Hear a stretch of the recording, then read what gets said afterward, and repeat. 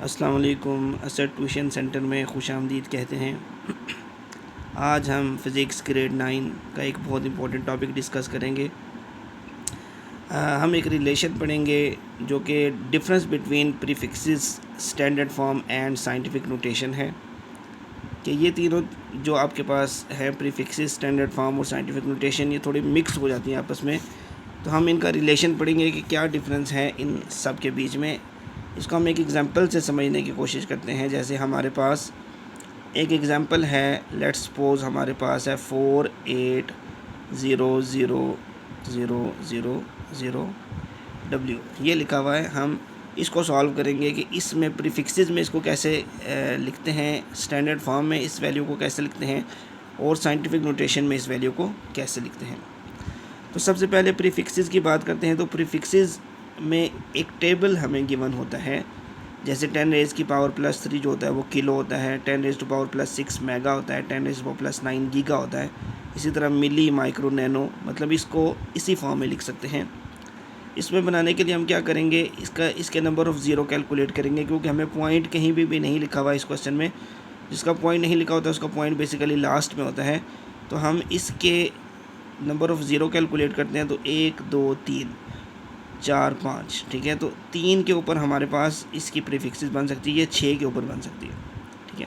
تو ہم اس کی 3 کے اوپر پریفکسز بنا سکتے ہیں. تو 3 زیرو کو کینسل آؤٹ کر کے ہم لکھ سکتے ہیں 4800 انٹو 10⁻3، ٹھیک ہے. یہ 3 زیرو کو ختم کر کے ہم نے 10⁻3 کر دیا. تو یہ ہو گیا 4800 کلو واٹ.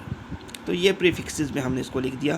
ہم میگا میں بھی لکھ سکتے ہیں، کسی بھی فارم میں اس کو لکھ سکتے ہیں جو ہمارے پاس ایزیلی بن سکتا ہے. ہم نے اس میں کنورٹ کر دیا. اب یہی کویشچن اگر ہم اسٹینڈرڈ فارم میں لکھنا چاہتے ہیں تو اسٹینڈرڈ فارم میں مطلب یہ ہوتا ہے کہ آپ کا پوائنٹ جو ہے، جیسے یہاں پہ اس کا پوائنٹ نہیں شو ہو رہا، تو لاسٹ میں اس کا پوائنٹ ہونا چاہیے فرسٹ نان زیرو نمبر کے بعد. فرسٹ نان زیرو نمبر اس میں کون سا ہے؟ 4، ٹھیک ہے. فرسٹ نمبر بھی 4 ہے لیکن یہ نان زیرو بھی ہے. تو یہ یاد رکھنا ہے کہ اس نمبر کے بعد پوائنٹ کو لے کے آنا ہے جو زیرو نہیں ہے لیکن پہلے نمبر پہ وہ لکھا ہو، ٹھیک ہے. مطلب کہ ہم اس کو یہاں سے پوائنٹ کو شفٹ کریں گے اور پوائنٹ کو لے کے آنا ہے 4 کے بعد. تو پوائنٹ کتنے سٹیپ پیچھے آئے گا؟ دیکھیں 1 2 3 4 5 اور 6. تو اس کو ہم لکھ سکتے ہیں 4.8 انٹو 10 کی پاور، کیونکہ یہ بیک پہ جا رہا ہے تو پاور پلس پہ جائے گی، +6، ٹھیک ہے. تو اسٹینڈرڈ فارم میں آپ نے یہ پاور کو نہیں دیکھنا کہ آپ نے کلو بنانا ہے، میگا بنانا ہے، یہ کچھ بھی بنانا ہے، جو مرضی بن جائے، لیکن پوائنٹ جو ہے وہ فرسٹ نان زیرو نمبر کے بعد ہونا چاہیے، ٹھیک ہے. تو یہ ان دونوں کا ڈفرینس آ گیا. اس میں آپ نے کلو، میگا، گیگا یا جو بھی بن رہی ہے، ملی، مائکرو، وہ بنانی ہوتی ہے، لیکن اس میں صرف پوائنٹ کو آپ نے فرسٹ نان زیرو نمبر کے بعد لے کر آنا ہے.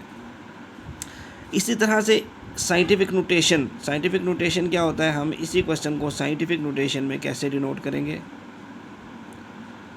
تو سائنٹیفک نوٹیشن کا مطلب یہ ہوتا ہے کہ آپ نے اس کو کسی بھی 10 کی پاور میں لکھ دینا ہے. جیسے یہاں پہ اس کا پوائنٹ نہیں شو ہو رہا تو لاسٹ میں، تو اس کا پوائنٹ صرف اگر ہم ایک سٹیپ پیچھے کریں تو یہ ہو جائے گا 480000، پہلے 5 زیرو تو اب 4 زیرو ہو گئے ہیں، انٹو 10 کی پاور 1.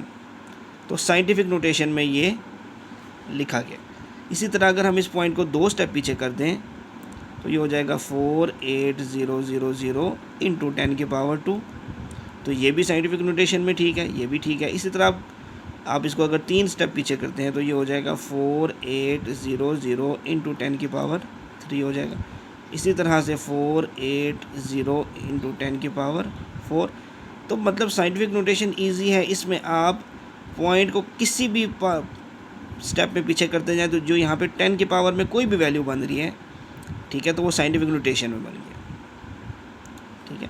مطلب ہم نے کوئی بھی کویشچن ہے اس کو صرف 10 کی پاور میں لکھنا ہے، چاہے جو مرضی پاور ہے، ٹھیک ہے.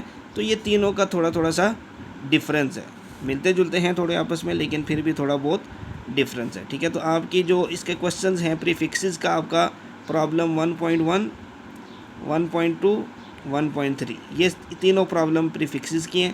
اس کے بعد 1.4 اور 1.5 یہ آپ کے اسٹینڈرڈ فارم کے کویشچن ہیں. ٹھیک ہے. اور سائنٹیفک نوٹیشن کے ویسے تو کوشچن نہیں ہے، لیکن آپ کی نومیریکل میں کوشچن سائنٹیفک نوٹیشن کے نہیں ہے، لیکن ایگزامپلز ہیں اس کی. ٹھیک ہے، تو ایگزامپل میں سے بھی کوئی آ سکتی ہے. ٹھیک ہے، اور یہ ہے کہ یہ آپ کا ڈفرینس پتہ چل گیا کہ کیا ڈفرینس ہے پریفکسز اسٹینڈرڈ فارم میں اور سائنٹیفک نوٹیشن میں. تو امید ہے کہ آپ کو یہ ویڈیو بھی اچھی لگی ہوگی.